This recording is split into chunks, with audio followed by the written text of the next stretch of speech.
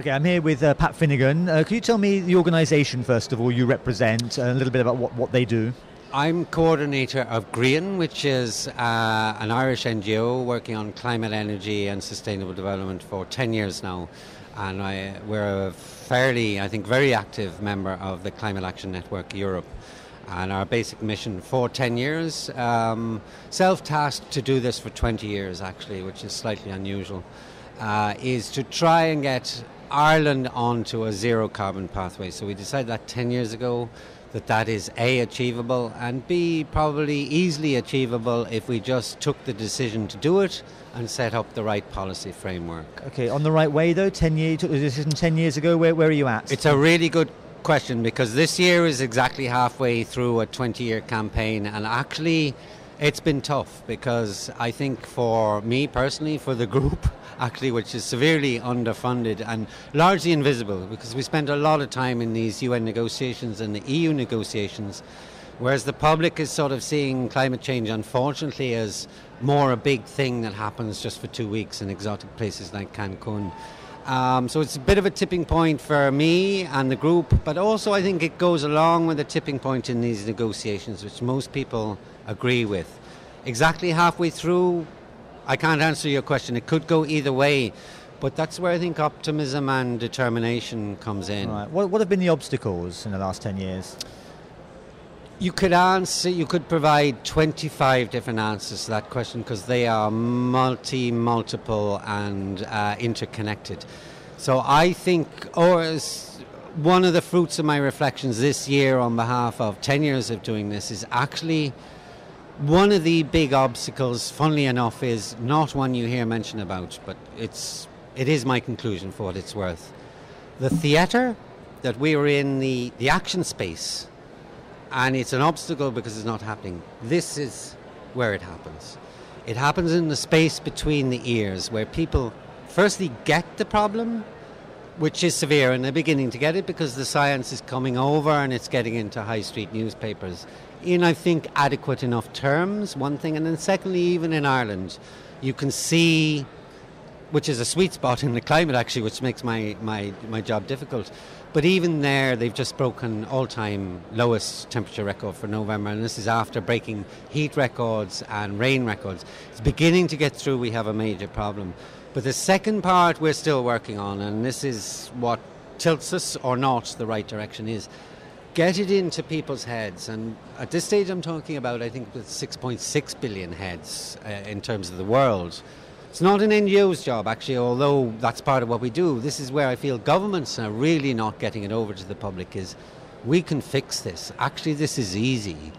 And I've been trying to persuade all around, but particularly colleagues who are actually on this line now, supposing we recast this, because I think this has been the problem for 10 years, maybe 18 years of this process. It's been perceived as a burden. Mitigation is a burden that is going to beat us up, and I think there's a lot of evidence for that. You get something in this process and people go home, and the Environment Ministry go home, and the Economy Ministry doesn't like it, the Finance Ministry doesn't like it, the Trade and the Employment Ministries don't like it. I think what we're seeing and science is telling us is the world has to decarbonise anyway. There will be money in decarbonisation with an agreement or not. There will be more money with an agreement, more jobs, more employment, more net national benefit in decarbonising with an agreement. But I think at this stage most people, and I think China is probably well ahead of everybody else at this point. Very recently they're beginning to really start to show people. That's why we went to Tianjin for the last session. I firmly believe that was a demonstration project. They really get it here. They're already getting severe impacts, but I think the main thing they really get is the huge economic opportunity by looking at it in this different light, whereas the climate challenge is good. Actually, it's a huge employment opportunity and a huge development opportunity. What's your feeling, having been to so many climate change negotiations, conferences in recent years? Is there anything different, or what's your kind of take on the way things are shaping up here in Cancun? I think it goes along with the idea of tipping forwards into something good or tipping backwards and regressing to effectively that would be business as usual. I don't think it would ever tip back that far because, as I've already said, I think the message is there. But I think I'll answer it this way. I know quite well the Mexican ambassador, Luis de Alba, who's essentially the Sherpa driving this process. And I know his ambitions and I know his government's ambition. And I think they've been doing a brilliant job. And I think it would be a terrible shame for them if tonight or tomorrow it does tilt backwards. And the second part of the answer is, so we await that, but unfortunately my experience is when we get to this point, unfortunately, my first conference, COP6, 10 years ago, NGOs were criticised for wearing badges, and these badges said, what do we do about the US? And funnily enough, I found mine, and I was tempted to bring it here and start wearing it again, because this is where it gets a little strange. 10 years on, that's still the question. Still the problem. Yeah. So, and do you see any room for manoeuvre, any possibility of change in their attitude?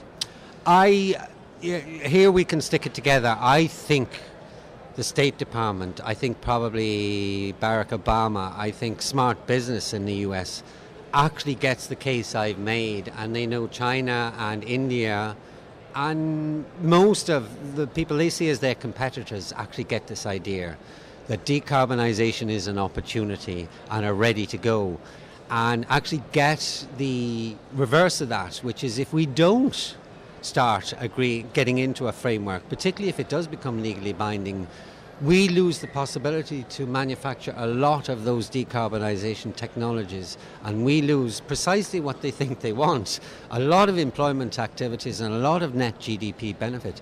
I think the smart people in the States get that. But so here we come back to the communication message. I think, what are the 340 million American voters or something like that?